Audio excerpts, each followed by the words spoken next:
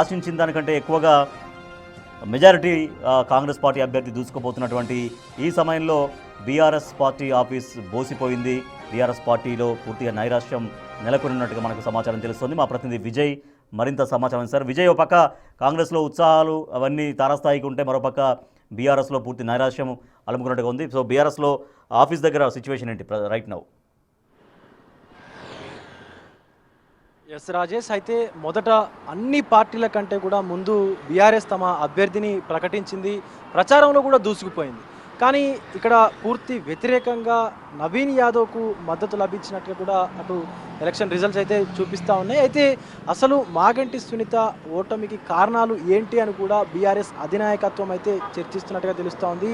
So Gopinath అనుచరులు సరిగా Maganti సునీతకు support చేయలేదా, లేకపోతే ఇతర కారణాలు ఇంకేమైనా ఉన్నాయా, ప్రజల్లోకి లోతుగా ఇంకా వెళ్ళలేదా, లేకపోతే కాంగ్రెస్ పార్టీ ఇచ్చినటువంటి హామీలను ఒక బాకీ కార్డు రూపంలో కూడా బీఆర్ఎస్ ప్రచురించి తన ప్రచారాస్త్రంగా మలుచుకొని కూడా బీఆర్ఎస్ ప్రచారం చేసింది. సో అయినప్పటికీ కూడా జూబ్లీహిల్స్ ప్రజలు కాంగ్రెస్ అభ్యర్థి నవీన్ వైపే ఉన్నట్టుగా అయితే సో ఇప్పటికే ఖరారైపోయింది పూర్తిగా. అయితే దీంతో ఇటు కాంగ్రెస్ సంబంధించినటువంటి గాంధీ భవన్ కావచ్చు, కాంగ్రెస్ నేతలు కావచ్చు, మంత్రులు కావచ్చు సంబరాల్లో అయితే మునిగి తేలుతా ఉన్నారు. బట్ ఇక్కడ బీఆర్ఎస్ ఆఫీస్ మాత్రం కొంత బోసిపోయినటువంటి సందర్భం అయితే మనకి కనిపిస్తూ ఉంది రాజేష్. ముఖ్యంగా మొన్నటి వరకు కూడా తామే గెలుస్తామని చెప్పేసి కూడా బీఆర్ఎస్ అధినాయకత్వం, ఈవెన్ కేటీఆర్ కావచ్చు, అలాగే హరీష్ రావు కావచ్చు, ముఖ్య నేతలందరూ కూడా ధీమా వ్యక్తం చేశారు. సో ప్రధానంగా సునీత ఖచ్చితంగా గెలుస్తారు, అలాగే ఈ కాంగ్రెస్ పార్టీ ఇచ్చినటువంటి హామీలన్నీ కూడా జూబ్లీహిల్స్లో బీఆర్ఎస్ గెలిస్తేనే అమలు చేస్తారన్నటువంటి నినాదంతో కూడా బీఆర్ఎస్ అయితే ముందుకు వెళ్ళింది.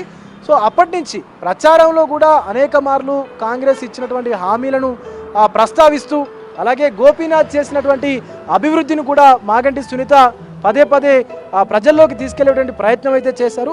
బట్ ప్రజలు ఇచ్చినటువంటి తీర్పు ఏదైనా సరే ఖచ్చితంగా అందరూ దాన్ని స్వీకరించాలి, దాన్ని గౌరవించాల్సినటువంటి అవసరం అయితే ఉంటుంది.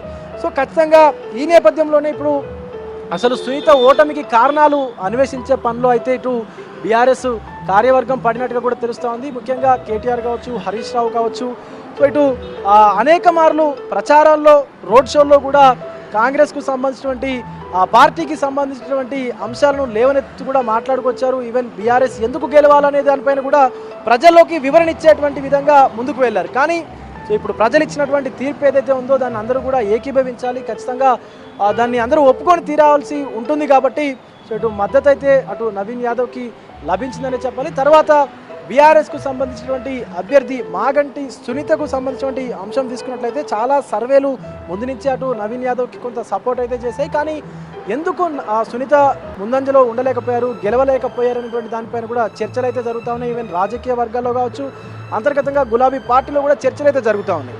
సో కొన్ని సర్వేలు ఈవెన్ మాగంటి సునీత అసలు ఈ జూబ్లీహిల్స్ అభ్యర్థి సరైనటువంటి అభ్యర్థి కాదు అంటూ కూడా మాట్లాడుతున్నటువంటి పరిస్థితి కనిపిస్తూ ఉంది. సో ఆవిడ కుటుంబ విషయాలు కావచ్చు, లేకపోతే మాగంటికి సంబంధించినటువంటి ఇదివరకు విషయాలు కావచ్చు, అవన్నీ కూడా మాగంటి సునీత ఓటమికి కారణాలు కూడా అయ్యేటువంటి అవకాశం ఉందంటూ కూడా పలువురు అయితే అభిప్రాయపడుతున్నారు. మొత్తానికి సో మొన్నటి వరకు కూడా తామే గెలుస్తాము, సంబరాలకు సిద్ధంగా ఉండండి అంటూ చెప్పుకున్నటువంటి బీఆర్ఎస్ కార్యవర్గం అంతా కూడా ఒక్కసారిగా మూగపోయినటువంటి పరిస్థితి కనిపిస్తూ ఉంది. ప్రస్తుతం తెలంగాణ సంబంధించినటువంటి కేంద్ర కార్యాలయం వద్ద అయితే ఉన్నాము, బీఆర్ఎస్ కేంద్ర కార్యాలయం వద్ద అయితే ఉన్నాము. కొంత నైరాశ్యం పరిస్థితులు అయితే ఇక్కడ కనిపిస్తూ ఉన్నాయని చెప్పొచ్చు Rajesh. Right, thank you Vijay. So ఓటమి బీఆర్ఎస్లో నైరాశ్యాన్ని నింపిందని చాలా స్పష్టంగా కనిపిస్తోంది. బీఆర్ఎస్ పార్టీ కేంద్ర కార్యాలయం తెలంగాణ భవన్లో కార్యకర్తలు ఎవరు కనిపించకపోవడంతో ఇక్కడ పూర్తిగా ఒక నైరాశ్య భావన కనిపిస్తోంది తెలంగాణ భవన్లో. సో కాంగ్రెస్ పార్టీ రాష్ట్ర వ్యాప్తంగా ఉత్సవాలు జరుపుకుంటుంది. ప్రధానంగా కాంగ్రెస్ పార్టీ రాష్ట్ర కార్యాలయం గాంధీ భవన్ ఉత్సవాలతో సంబరాలు అంబరాన్ని అంటుతుంటే తెలంగాణ భవన్ మాత్రం పూర్తిగా బోసిపోయినటువంటి పరిస్థితి.